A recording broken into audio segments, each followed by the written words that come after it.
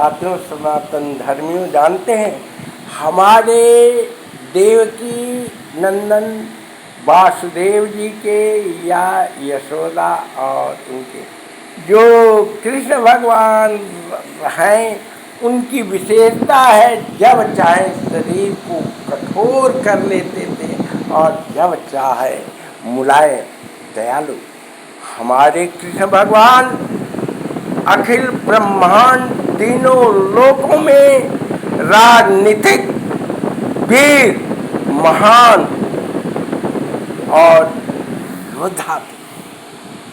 कहा जाता है कि भगवान कृष्ण पैदा हुए जेल में सहस्त्र भुजा बड़े रूप में, मगर माँ जब अनुनय विनय की तो जसोदा और नंद जी भविष्यवाणी हुई कि जाओ मथुरा में उनके यहाँ लड़की पैदा हुई है, तुम उनको ले जाकर उनको लाओ। कृष्ण जसोदा वासुदेव जी शोक में रख करके और जमुना उफलती हुई भादों की नशीली रातों में पार करके उस पार गए।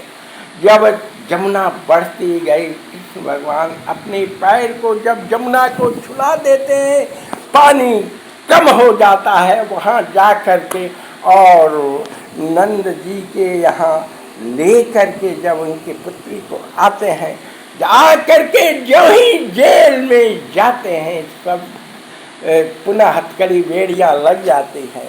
ये कृष्ण की कृपा थी और द्वारपाल जग जाते हैं। कृष्ण को जब वो जा करके कृष्ण भगवान इसका द्वारपाल कंस को कहते हैं, कंस खुशित होकर आ जाता है।